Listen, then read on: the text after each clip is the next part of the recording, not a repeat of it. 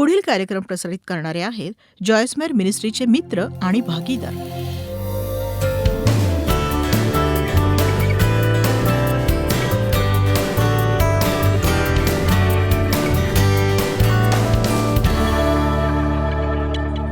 तुमच्या परिस्थितींकडे अधिक वेळ पाहत राहाल तर तुम्ही अडचणीत असाल. स्वतःकडे अधिक वेळ पाहत राहाल तर तुम्ही अडचणीत असाल.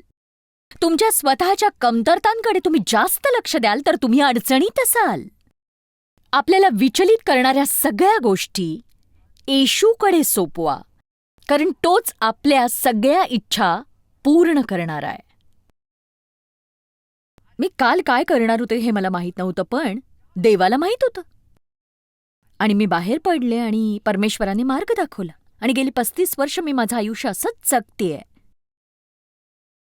आणि तुम्ही असं जगू शकता. वाव, किती छान ना. जॉयस मायर असणं किती छान असेल. खरं सांगू, ते सुझी जॉन्स किंवा जॉन ब्राऊनपेक्षा वेगळं आयुष्य नाहीये खरं तर, पण तरी तसं वाटतं. बघा, मी एक माणूस आहे, अगदी तुमच्यासारखी. देव माझा उपयोग करून घेतो एवढंच, आणि तो तुमचाही उपयोग करून घेतच असतो. सर्व मानवी कारणास्तव आशा नव्हती, त्याने विश्वासाने आशा बाळगली. अब्राहमाने आपल्या परिस्थितीकडे दुर्लक्ष केलं नाही. त्याने ती पाहिली. त्याचं वय त्याला ठाऊक होतं. त्याला साराचं वयही ठाऊक होतं. देव जे म्हणत होता ते अशक्य आहे हे त्याला माहीत होतं. पण बहुधा परमेश्वराने पूर्वी केलेल्या काही अद्भुत अशा गोष्टी त्याला आठवल्या असतील, आणि बहुधा अब्राहमाने आपल्यासारखंच आशेचा कैदी होण्याचा निर्णय घेतला असेल.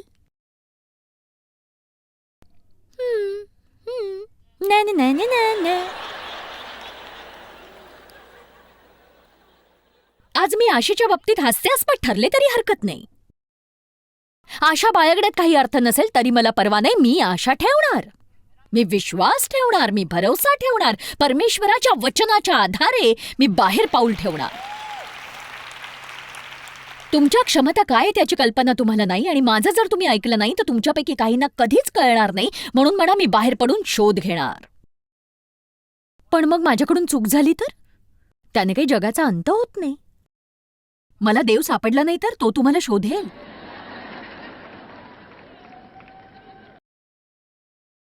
तुमच्या आत्म्याला समजून घ्या आणि त्याचं कार्य देखील. तुम्हाला मी सांगते, कित्येक लोक त्यांच्या आत्म्यात, मनात, त्यांच्या इच्छेत, त्यांच्या भावनेत जगतात. मी हे पुढची 100 वर्ष शिकवू शकते आणि लोकांना तरीही त्याची गरज भासूच शकेल.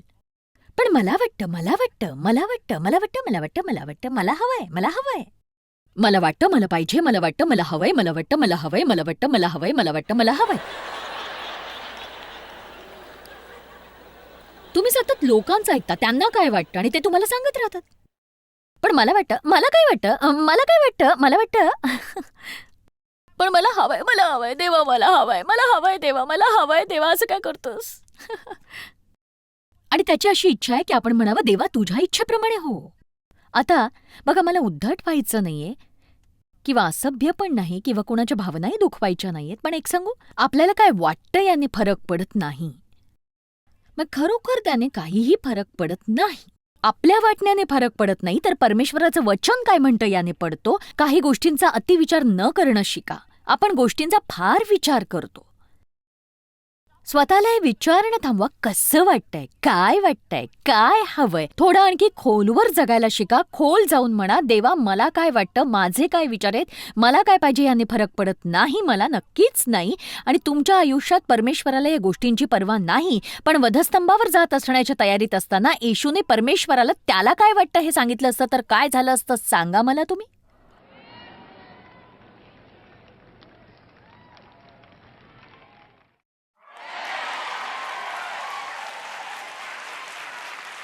चला विचार करा यावर. तुम्हाला काय वाटतं या आधारे तुम्ही किती जगता?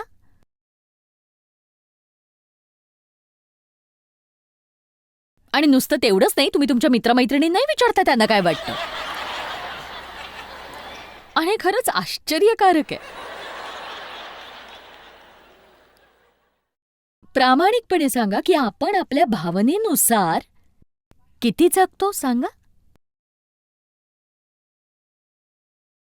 असं नाही की आपल्याला काय वाटतं त्याचं आपण काही करू शकत नाही, पण ते वाटणं जर आपल्या आणि देवाच्या आड येत असेल तर भावनांनी मार्ग मोकळा करायला हवा. पहिलं थेसलोनिकरास अध्याय 5 वचन 8 म्हणतं की आपण आशेचं शिरस्त्राण धारण करायला हवं.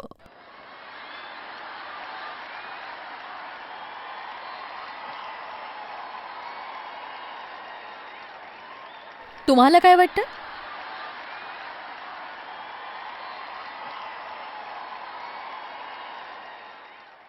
पहिले थेसलोनिकरांचा अध्याय 5 वचन 8 पाहू. मी माझे केस असे कोणाला विस्कटू देत नाही. विचार करा तुम्ही.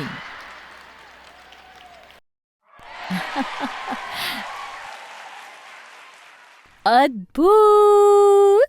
परंतु जे आपण दिवसाचे आहोत ते आपण सावध असावे. विश्वास व प्रीती हे उरस्त्राण व तारणाची आशा हे शिरस्त्राण घालावे.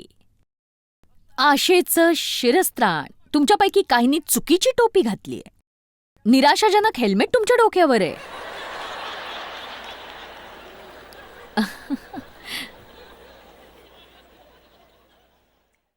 आज तुम्ही तुमच्या टोप्या बदलायलाच हव्यात. आशेचं शिरस्त्राण घाला. तुम्ही आशेने भरलेले विचार करायला हवेत. परमेश्वर जर कुणासाठी काय करू शकतो तुमच्यासाठीही करू शकतो. त्याला किती वेळ लागो मला परवा नाही. मी हार मानणार नाही. मी कच खाणार नाही. अब्राहमाने पुष्कळ वाट पाहिली आणि संयमाने सहन केलं. मी देखील वाट पाहू शकते आणि वाट पाहताना मी जीवनाचा आनंद लुटू शकते. आणि जरी माझा संबंध अशा लोकांशी असेल जे कधीतरी मला चिडीला आणतील तरी सुद्धा मी माझ्या जीवनाचा आनंद त्यांच्या समक्ष लुटेन, कारण माझ्या आनंदाचं नियंत्रण इतर कुणाकडे नव्हे तर ते माझ्याकडे. मी बाहेर पडेन आणि परमेश्वर माझा वापर करणार आहे आणि मला नवल वाटणार आहे.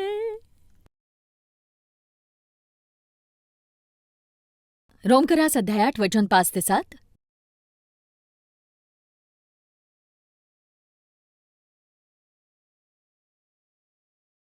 हो हो.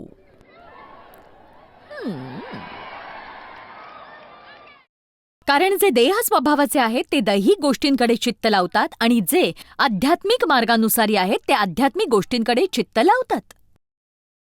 तुम्ही जर चॉकलेट केकचाच विचार करत राहाल तर तुम्ही तो आणालच. जिथे मन जातं तिथे माणूस जातो. तुम्ही जर अशा व्यक्तीचा विचार करत बसाल जिने तुम्हाला दुखावलं आणि जर ती व्यक्ती तुम्हाला दिसली, शक्यता खूप कमी आहे की तुम्ही प्रेमाने वागाल त्या व्यक्तीशी. तुमच्या विचारांकडे लक्ष द्या. मी म्हटलं तुमच्या विचारांकडे लक्ष द्या. सकाळी उठल्यावर तुम्ही काय विचार करता त्याच्याकडे लक्ष द्या. अंघोळ करताना तुम्ही काय विचार करता त्याच्याकडे लक्ष द्या. कामाला जाताना तुम्ही काय विचार करता त्याच्याकडे लक्ष द्या. हे तुमचं व्यक्तिगत जीवन आहे. तुमचा हा भाग केवळ तुम्हाला आणि देवालाच माहिती आहे. तुम्ही इथे पवित्र जीवन जगायला हवं. इकडेच तुम्ही योग्य ते करायला हवं जेव्हा कोणीच नव्हे तर देवच पाहत असतो. ऐकलत का? तुम्ही तुमचं बायबल किती रंगाने रंगवलंय याची मला पर्वा नाही. तुम्ही ते चित्रकलेचं पुस्तक बनवा. तुम्ही मनाने प्रामाणिक नसाल तर त्याचा तुम्हाला फायदा होणार नाही. तुम्हाला जेव्हा वेड लागल्यासारखं होत असेल ना, येशूकडे वळा. तो शास्त्रपाठ पुन्हा पाहूया. कारण जे देह स्वभावाचे आहेत ते दैहिक गोष्टींकडे चित्त लावतात. जे आध्यात्मिक मार्गानुसार आहेत ते आध्यात्मिक गोष्टींकडे चित्त लावतात. कारण देह स्वभावाचे चिंतन हे मरण, पण आत्म्याचे चिंतन हे जीवन व शांती आहे. कारण देह स्वभावाचे चिंतन हे देवाबरोबर वैर आहे. तुम्ही परमेश्वराचा विचार करायला हवा. म्हणूनच मी म्हटलं हे खूप महत्वाचं आहे. तुमच्यासाठी देवाने काय केलं त्याचा विचार करणं महत्वाचं आहे. केवळ तुमच्याकडे काय नाही याचा विचार करू नका. काय आहे याचा विचार करा. परमेश्वर आपल्याप्रती किती चांगला आहे. तो काय करतो ते पहा, काय करत नाही ते नाही. चला पुढचं वचन पाहूया आपण. कारण देह स्वभावाचे चिंतन हे मरण, पण आत्म्याचे चिंतन हे जीवन व शांती आहे. विचार करा, कितीदा तरी आपण परमेश्वराच्या इच्छेविरुद्ध वागतो आणि कारणं देत असतो. परमेश्वर आपल्याला सबबी सांगा, कारणं सांगा म्हणत नाही, तर ते आपण पवित्र आत्म्यात करावं असं त्याला वाटतं. पवित्र आत्म्याशिवाय करावं असं नाही. जेव्हा आपण देवाला सोडून स्वतःच्याच बुद्धीने काम करायला लागतो तेव्हा आपण अडचणीत सापडतो. कारण एक गोष्ट सांगते, बऱ्याच गोष्टी ज्या देव करतो त्याचा अर्थ भले आपल्याला लागत नसेल, पण कालांतराने तुम्हाला दिसेल. तुम्ही जर पूर्णपणे देवासोबत असाल तर एक गोष्ट लक्षात घ्या, काही लोक तुमचा न्याय आणि निंदा करणारच आहेत. कारण हे असंच होत असतं. आणि एक सांगू का, जर मी देवाच्या इच्छेनुसार होऊ देईन तर मला काही गट काढून टाकतील, पण देवाची स्तुती असो, मी असायला हवी त्याच गटात आहे, पिता, पुत्र आणि पवित्र आत्म्याचा गट.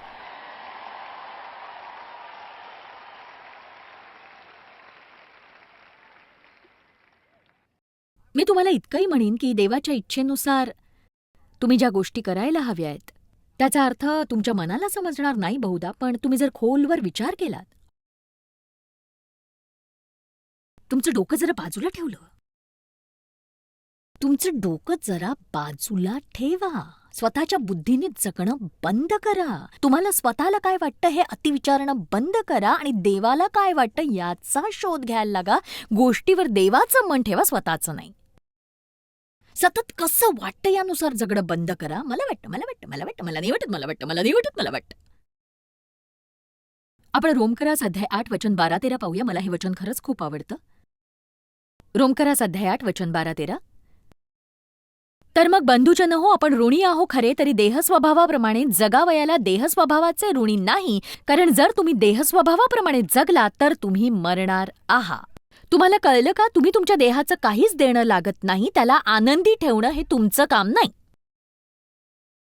चला आता, जेव्हा भावना तुमच्यावर हावी होऊ पाहतील त्यांना म्हणा, मी तुम्हाला काही देणं घेणं लागत नाही, मला तुला आनंदी ठेवायची गरज नाही, जा करायचं ते कर, आज मी तुझ्या नादी लागणार नाहीये.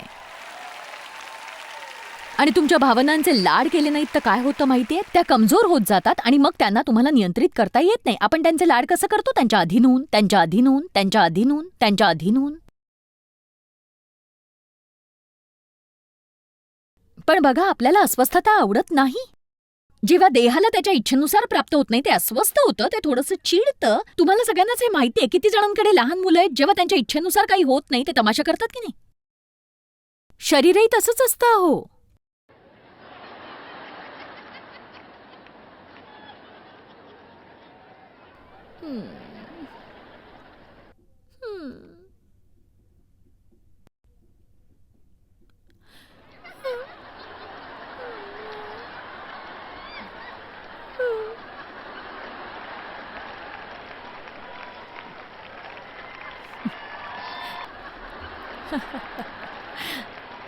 तुम्हाला कल्पना आहे मी असं करण्यात किती दिवस घालवले खरंच.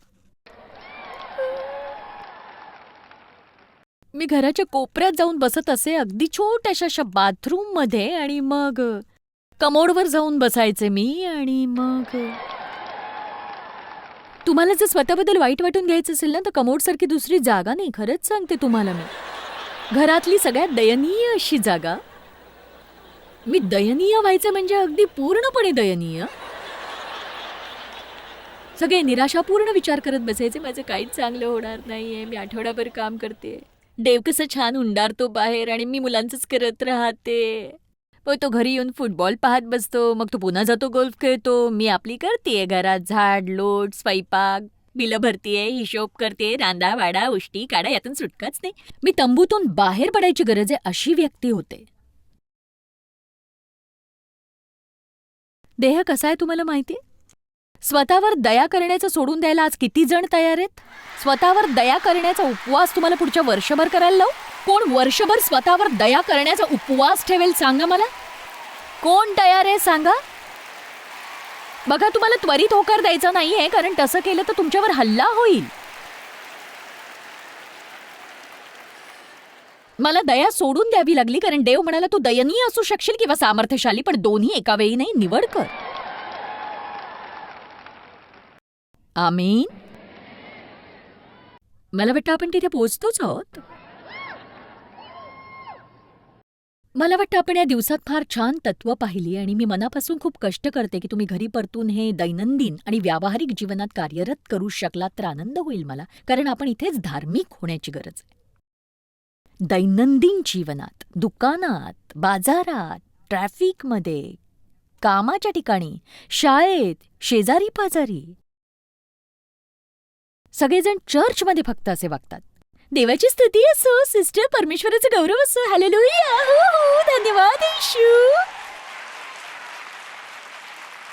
आता ऐका, वास्तवात जीवन हे आव्हानात्मक असू शकतं, कठीण असू शकतं, अनपेक्षित गोष्टी घडू शकतात. अशा अधार्मिक जगात धार्मिक राहणं हे आव्हानात्मक असतं. कधी कधी एकट्याने देवावर विश्वास ठेवण्याचा प्रयत्न करणं हे कठीण असतं, आव्हानात्मक असतं. संयम बाळगणं, प्रेमळ, दयाळू, नम्र, सौम्य, दीन, दयाळू राहणं, विशेषतः जेव्हा लोक तुमच्याशी नीट वागत नसतात. हो, खायला खूप आवडणाऱ्या लोकांना जाड न होणं कठीणच जातं, नाही का? सांगा, होतं ना असं? कसं आहे भौतिक गोष्टींचं वेड असलेल्या समाजात कर्जमुक्त राहणं हे आव्हानात्मकच असू शकतं. नकोशा वाटणाऱ्या लोकांसोबत राहून त्यांना वारंवार क्षमा करत राहणं हे आव्हानात्मक असूच शकतं, नक्कीच. पण सुवार्ता ही आहे की आपण कठीण कामासाठीच अभिषिक्त आहोत.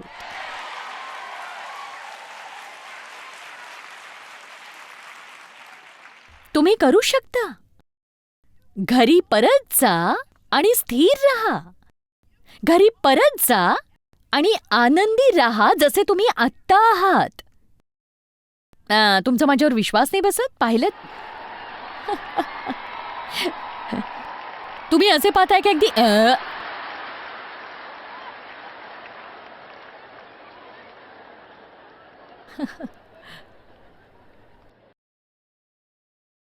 एक सांगू, आजच्या दिवसासारखाच मी उद्याच्याही दिवसाचा आनंद लुटणार. बहुधा वेगळ्या पद्धतीने असेल, पण आजच्यासारखाच मी उद्याचाही आनंद लुटणार आहे. तुम्ही तुमच्या जीवनाचा आनंद कधी लुटणार आहात? केवळ अधनमधनं काही चांगलं घडलं कीच नको, तर सतत रोज. चला आता.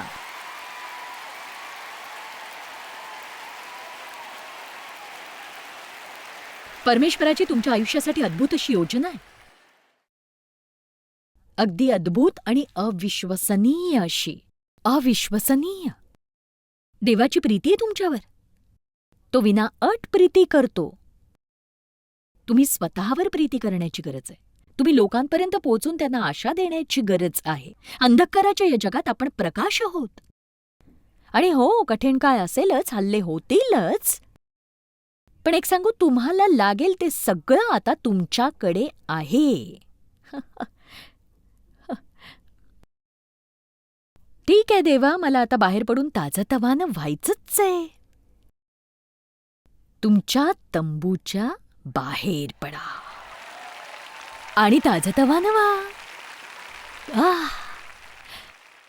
प्रभूची स्तुती असो.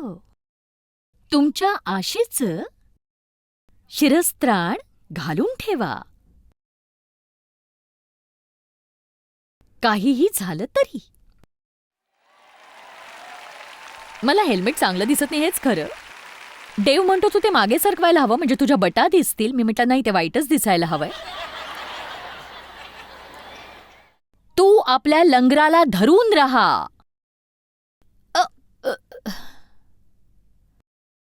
आणि जेव्हा सैतान तुझ्या विरोधात येईल, जे तो येतच असतो नेहमीच. कुठे?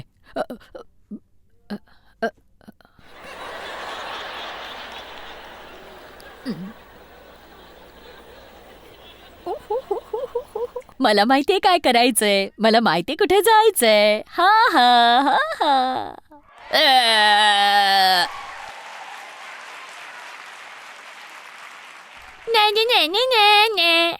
सैतानाला चिंताग्रस्त करून चिडवायची वेळ आलीये. तुमच्या आशेच्या लंगराला धरून राहा. तुमचं तारणाचं शिरस्त्राण घालून राहा. तुमच्या आशेच्या तुरुंगात राहा आणि तुम्ही आयुष्यात विजयी व्हाल. आमेन. तुम्ही मला खूप आवडता मंडळी. मला वाटतं आजच्या आशेच्या या संदेशाने तुम्हाला विचार करण्यास भाग पाडलं असेल की देवाने तुमच्यासाठी काय काय केलं आणि तुम्ही स्वतः काय केलं किंवा तुम्हाला काय हवं होतं यात राहू नका, तर तुमच्या आशीर्वादात वास करा. देवाच्या आशीर्वादावर लक्ष केंद्रित कसं करायचं याचं उल्लेखनीय उदाहरण सांगू. एक अशी व्यक्ती जिने आम्हाला जॉयस मायर मिनिस्ट्रीजसाठी प्रेरित केलंय आणि तुम्हालाही ती करणारच आहे. त्याचं नाव आहे निक वॉयचॅक. एका दुर्धर्ष आजारामुळे त्याचा जन्म हातापायांशिवाय झाला. निकने आपली आशा देवाच्या विश्वासाशी जोडली असं जगण्यासाठी, ज्याला तो अमर्यादित जीवन असं म्हणतो. आज निक एक सुवार्थिक, प्रेरणात्मक वक्ता, पती आणि पिताही आहे. आता ऐकूया निकला काय म्हणायचंय अडचणीच्या आणि कठीण काळात आशा शोधण्याविषयी. मला वाटतं की येशू ख्रिस्तात खरी संतुष्टी मिळवण्याकरता पुष्कळ लोक परमेश्वरानं त्यांची परिस्थिती बदलावी अशी वाट पाहत आहेत. पण येशूने तुमच्यासाठी काय केलं ह्यातच जर तुम्ही संतुष्ट नसाल, तुम्हाला माहितीच नसेल की त्यानं तुमच्यासाठी काय केलंय. आणि त्यानेच मला मुक्त केलं आहे, त्यानेच मला चमत्कारांवर विश्वास ठेवण्याची संधी दिली आहे. पण त्याचवेळी येशू सच्चा, परिपूर्ण आहे याचा आनंद लुटत चमत्काराची वाट पाहत बसायची गरज नाही. चर्चमध्ये मोठं होत असताना, दर रविवारी हे गात असताना, Jesus loves me this I know for the Bible tells me so. परमेश्वर आपल्यावर खूप प्रेम करतो यावर विश्वास ठेवण्यासाठी प्रचंड विश्वासाची गरज आहे. कारण भरपूर प्रश्न होते, जर देवाचं माझ्यावर प्रेम आहे तर मला विना हातापायाचं त्यानं जन्माला का येऊ दिलं. सर्व चमत्कार तो करू शकतो, मी मागेल ते करू शकतो, मग माझ्या वेदना घालवण्यासाठी तो मला हातपाय का देत नाही. मला हे उत्तर हवं होतं. मला उत्तर हवंच होतं. मला चक्क वाटलं की परमेश्वर काही कारणास्तव ते ऐकत नव्हता. काही कारणास्तव त्याने माझ्या प्रार्थनेचं उत्तर दिलंच नाही. आणि मला वाटू लागलं की तो सच्चा नाहीये. आणि मला वाटतं की वयाच्या 8 ते 12 वर्ष पार करणं हे फार कठीणच होतं. नेहमीच्या सर्वसाधारण शाळेत असलेला, विशेष गरजा असलेला मी असा पहिलाच बालक होतो. हे खूप कठीण होतं. हातपाय नसलेला, व्हीलचेअरवर असल्यामुळे मला नको ते लक्ष मिळायचं, निराश वाटायचं, मला एकटं वाटायचं, खूपच एकटं. आणि वयाच्या 10व्या वर्षी मी आमच्या बाथटबच्या 6 इंची पाण्यात आत्महत्या करायचा प्रयत्न केला होता. दिवसभर टिंगल उडवून चिडवला गेल्यामुळं मला जगावंसंच वाटत नव्हतं. परमेश्वराच्या कृपेनं तिसऱ्यांदा जेव्हा मी बाथटबवरून घसरलो, तेव्हा मला माझे आईबाबा माझ्या कबरेकडे रडताना दिसले. मी मागं सोडणाऱ्या वेदना मला दिसल्या आणि मी जगायचं ठरवलं. पण मला नैराश्यातून पार जावं लागलं, कारण कोणीच माझ्या हृदयाला बरं करू शकत नव्हतं. पैसा नाही किंवा अनेक मित्र नाहीत, शिक्षण नाही, वस्तू नाही, दैनंदिन जीवनात लागणाऱ्या कुठल्याही प्रकारच्या. शेवटी वयाच्या 15व्या वर्षी देवानं माझ्या प्रार्थनेचं उत्तर दिलं. हे मी योहानाचा 9वा अध्याय वाचल्यावर झालं होतं. एक मनुष्य जन्मतःच अंध होता, कोणीच स्पष्टीकरण देऊ न शकत असल्याच्या व्याधीमुळं. आणि हे मला परिचयाचं वाटलं. लोकांनी येशूला विचारलं, हा मनुष्य जन्मतःच अंध का आहे. येशूने म्हटलं, त्याच्या ठायी देवाचं कार्य प्रकट व्हावं म्हणून हा असा जन्मलाय. आणि माझा विश्वास ठाम झाला. वचन ऐकल्यामुळे विश्वास उत्पन्न होतो, हे एक वरदान आहे. हे तुम्ही आत अवतीर्ण करण्यासारखं नाही, हे देवाकडून असलेलं वरदान आहे, जे त्याचं वचन ऐकल्यामुळे प्राप्त होत असतं. आणि त्याने माझं जीवन बदललं, पूर्णतः बदललं. त्यानं माझ्या हृदयाला स्पर्श केलेलं, आणि आता मी त्याच्या हातचं एक साधन आहे. त्याच्या लोकांना हे सांगण्यास एक चमत्कार म्हणून की त्याचं सामर्थ्य माझ्या अशक्तपणात कसं सामर्थ्यशाली ठरलं. एक चमत्कार प्राप्त झालेल्या व्यक्तीच्या स्मितचेहऱ्यापेक्षा या विना हातापायाच्या व्यक्तीच्या स्मितचेहऱ्याचं सामर्थ्य मोठं आहे. पण ज्यांना अजून चमत्कार प्राप्त झाला नाही अशा लोकांचं काय. हे पाहत असताना ज्यांना वाटत असेल की देवाचा तुमच्यासाठी काहीच उद्देश नाही, देव माझ्यासोबत काय करू शकतो, तर मग तेव्हा तुम्ही माझ्याकडे पहा. जर परमेश्वर एका विना हातापायाच्या व्यक्तीला त्याचे हातपाय बनवू शकतो, तर हा कार्यक्रम पाहणारी अशी एकही व्यक्ती नाही ज्यांच्या तुकड्यांचा वापर परमेश्वर करू शकत नाही. आता मी रोमकरासपत्र 8:28 सांगू इच्छितो, ज्यात म्हटलंय, देवावर प्रीती करणाऱ्या सर्व काही त्यांच्या कल्याणार्थ सहकारी असे. तुम्हाला माहिती आहे, आयुष्याचं सर्वात मोठं ओझं माझी परिस्थिती असायची. माझ्या आयुष्याचं सर्वात मोठं ओझं होतं, मला देवाच्या दृष्टीनं माझं जीवन पाहता येत नव्हतं. जाणून तो जाणतो तुमच्यासोबत असणार आहे, त्यातून तुम्हाला पार नेणार आहे. सर्व गोष्टी कल्याणार्थ ठरतात. तुमच्या जीवनाचा सर्वात वाईट भाग देखील परमेश्वर हा इतका मोठा आहे, इतका महान, इतका कृपाळू आहे की तो त्यातून काही ना काही कल्याणार्थच करणार आहे, तो घडवणार आहे. हे कायम तुम्ही लक्षात ठेवा, असं मला तुम्हाला सांगायचं आहे. यातून नक्कीच काहीतरी चांगलं घडणार आहे. जर माझा जन्म विना हातापायाचा झाला होता आणि देवानं माझ्या एका आत्म्याकरता चमत्कारिकपणे मला हातपाय दिले नसते तर मग काय झालं असतं?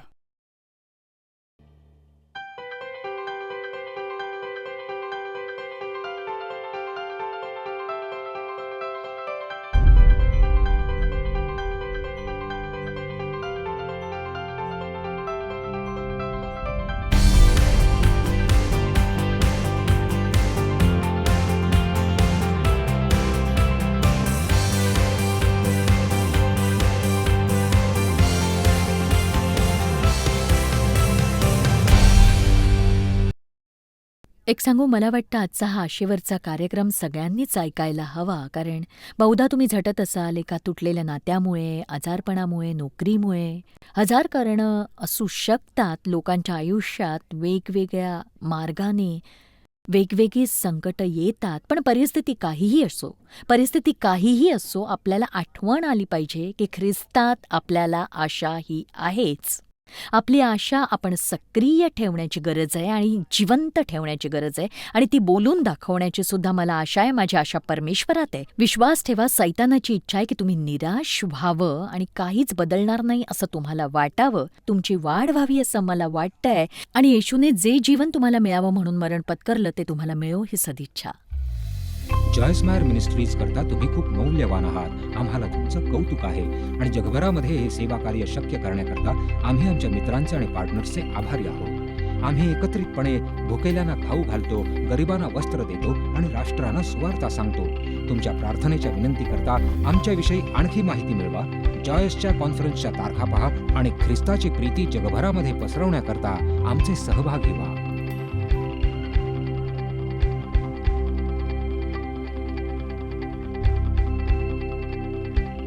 याचा सर्व खर्च जॉयस्मॅर मिनिस्ट्रीचे मित्र आणि भागीदार करत आहेत.